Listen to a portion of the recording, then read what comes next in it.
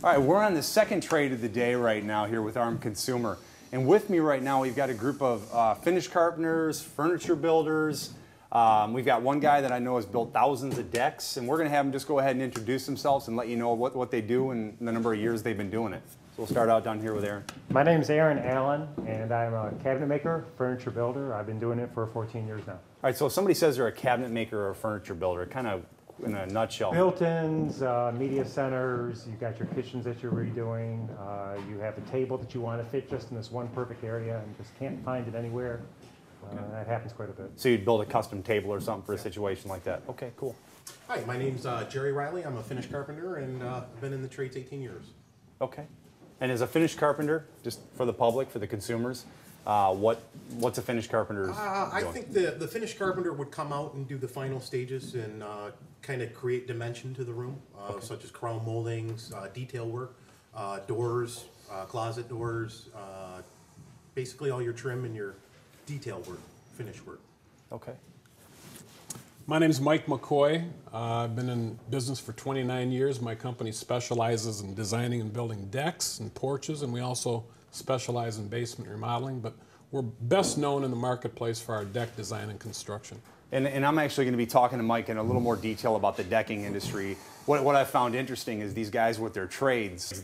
I actually talked to the finish guys when they walked in, 3 of the 4 guys anyway, and what they said was, nope, I don't do decks. I mean, I've done them, but I don't do them. And these guys are proud of that because that's their trade, whatever it is. So for Mike, his thing is definitely decks. So Mike knows that, and I'm sure Mike could do some other carpentry as well, but that's kind of been his main focus as a tradesman.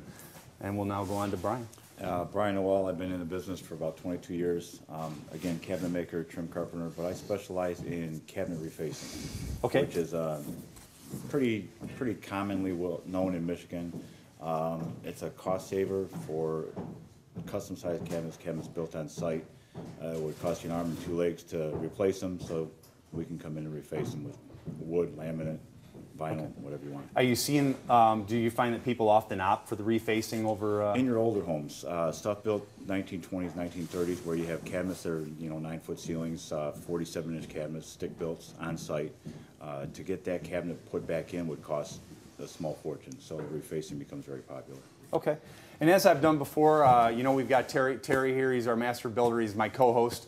Occasionally we'll chime in with some great information or maybe some other insight that I don't know because, again, he's the expert in that. He actually is a project manager that goes in and just deals with contractors all day.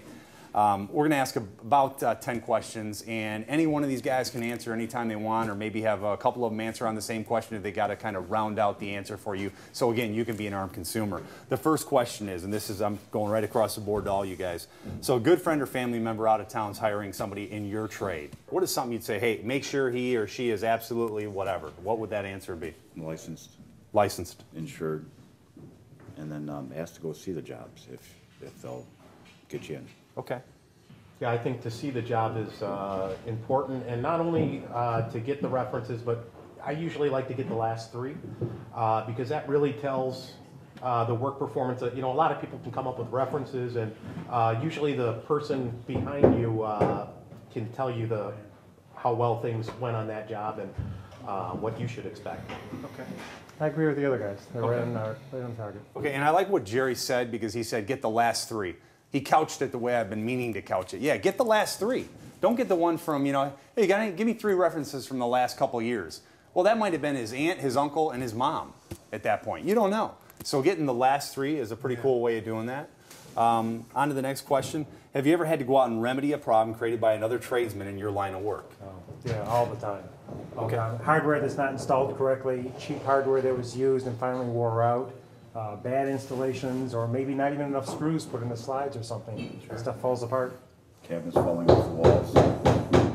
Cabinets falling off the walls? That happens? Wet plaster walls. A lot of times an inexperienced carpenter will hang up and they'll end up screwing into the wood lath.